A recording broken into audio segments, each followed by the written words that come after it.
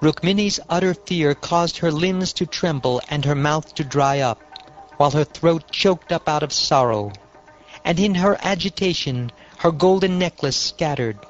She grasped Krishna's feet, and the Lord, feeling compassionate, desisted.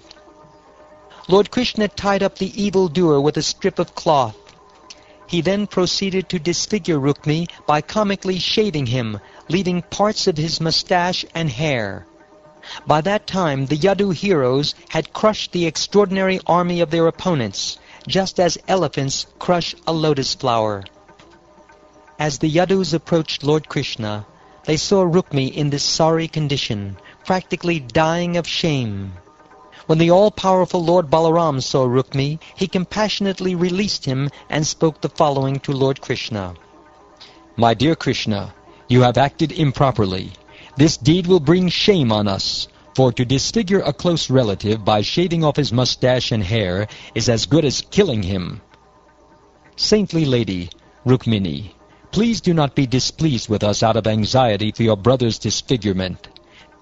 No one but oneself is responsible for one's joy and grief, for a man experiences the result of his own deeds. O Krishna, a relative should not be killed even if his wrongdoing warrants capital punishment.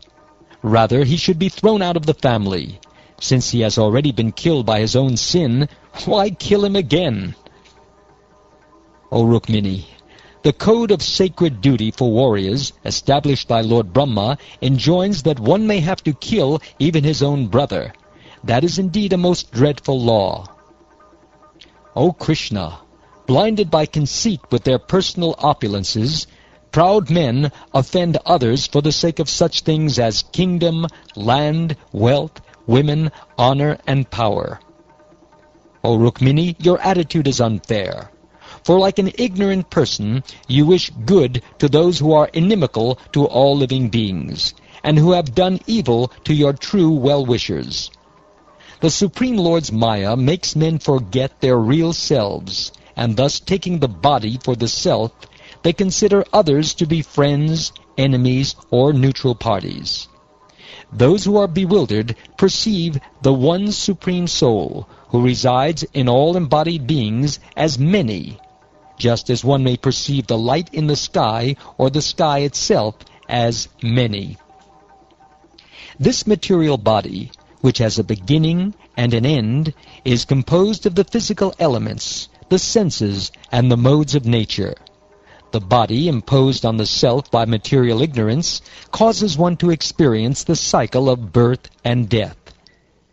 O intelligent lady, the soul never undergoes contact with or separation from insubstantial material objects, because the soul is their very origin and illuminator.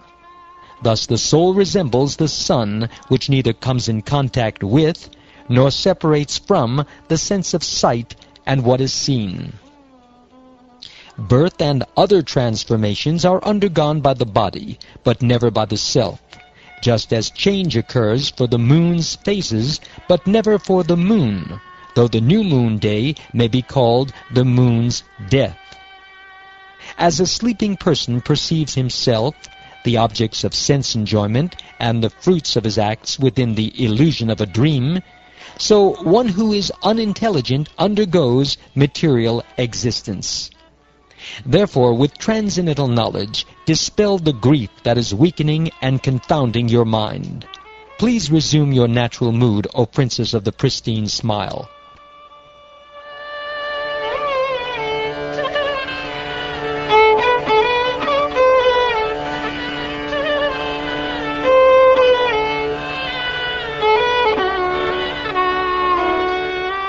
Thus enlightened by Lord Balaram, slender Rukmini forgot her depression and steadied her mind by spiritual intelligence. Left with only his life air, cast out by his enemies, and deprived of his strength and bodily radiance, Rukmi could not forget how he had been disfigured. In frustration, he constructed for his residence a large city which he called Bojakata. Because he had promised, "I will not re-enter Kundina until I have killed wicked Krishna and brought back my younger sister," In a mood of angry frustration, Rukmi took up residence at that very place.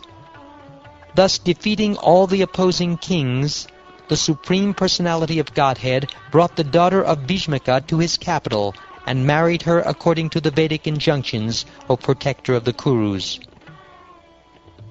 At that time, O king, there was great rejoicing in all the homes of Yadupuri, whose citizens loved only Krishna, chief of the Yadus. All the men and women, full of joy and adorned with shining jewels and earrings, brought wedding presents, which they reverently offered to the exquisitely dressed groom and bride. The city of the Vrishnis appeared most beautiful. There were tall, festive columns, and also archways decorated with flower garlands, cloth banners, and precious gems. Arrangements of auspicious full water pots, a guru-scented incense, and lamps graced every doorway. The city streets were cleansed by the intoxicated elephants belonging to the beloved kings, who were guests at the wedding, and these elephants further enhanced the beauty of the city by placing trunks of plantain and betel nut trees in all the doorways. Those who belonged to the royal families of the Kuru, Srinjaya, Kaikeya, Vidarbha, Yadu, and Kunti clans joyfully met one another in the midst of the crowds of people excitedly running here and there. The kings and their daughters were totally astonished to hear the story of Rukmini's abduction, which was being glorified in song everywhere. Dwarka's citizens were overjoyed to see Krishna, the Lord of all opulence, united with Rukmini, the goddess of fortune.